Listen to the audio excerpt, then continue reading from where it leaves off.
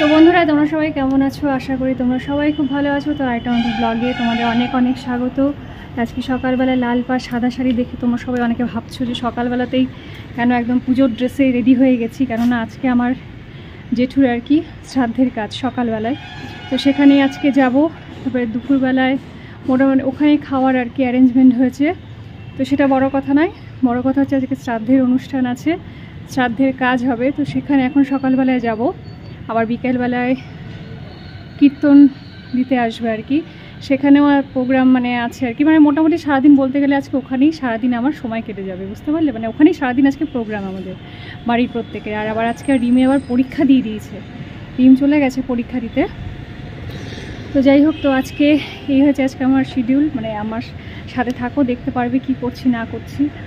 আর তোমার দাদাভাই আজকে ছুটি নিয়েছে, তো ভাবছি আজকে প্রথমে আগে যাব একটু মন্দিরে, কারণ অনেক দিন না মায়ের মন্দির দর্শন করা হয়নি। আমাদের এখানে ছিন্নমস্তা মন্দির আছে, ভাবলাম যে ওখানে গিয়ে একটু প্রণাম করে আসবো, তারপরে যাব শ্রাদ্ধের কাজে অনুষ্ঠানে। তো এটাই প্ল্যানিং করেছি, যার জন্য আজকে লাল পাড় শাড়িটা পরলাম সকালবেলায়। তো আর বেশি কথা বাড়াচ্ছি না বন্ধুরা, থাকো আমার সাথে, দেখো।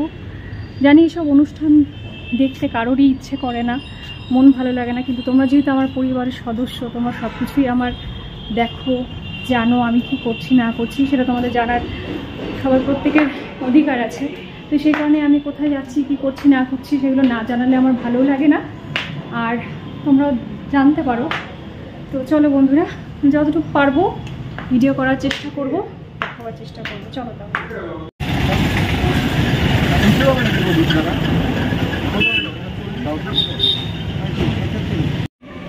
তো দেখো, আগে ছিন্নমস্তা মন্দিরেই আগে চলে এলাম, কারণ শ্রাদ্ধ বাড়িতে ঢোকার আগে ভাবলাম আগে মন্দিরে প্রণামটা করেই আগে ঢুকি।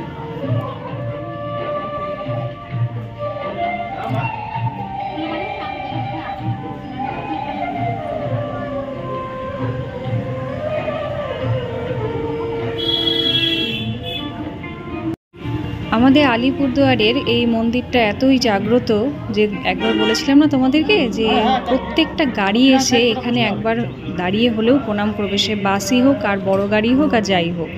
মানে এতটাই জাগ্রত, কেউ মানে এই মাকে না প্রণাম করে যায় না। ওদের সবাইকে টাকা দিয়ে দাও, বুঝলে?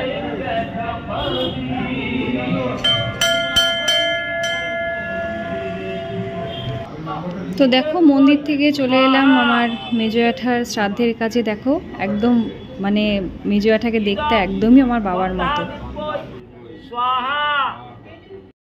আর কি বলতো, এগুলো কি ভিডিও বানাবো, এগুলো ভিডিও বানাতে ভালোও লাগে না, আর মনটা খুব খারাপ হয়ে যায়, যে কারণে ইচ্ছেও করছিল না ভিডিও বানাতে। এটা দেখো বিকেলবেলার টাইম, সবাই কীর্তন করতে এসছে। আর কি বলতো, এই সমস্ত ভিডিও দেখাতে আর নিজের মনটাও সত্যি খারাপ হয়ে যায় এইসব ভিডিও করতে গেলে। আমি কিন্তু ভিডিও আজকে বেশি বানাতে পারিনি, যতটুকু বানিয়েছিলাম তোমাদের সাথে শেয়ার করলাম। মন মেজাজগুলো ভালো লাগছিল না।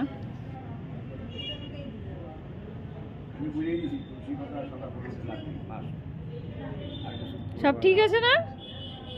সব ঠিক আছে তো?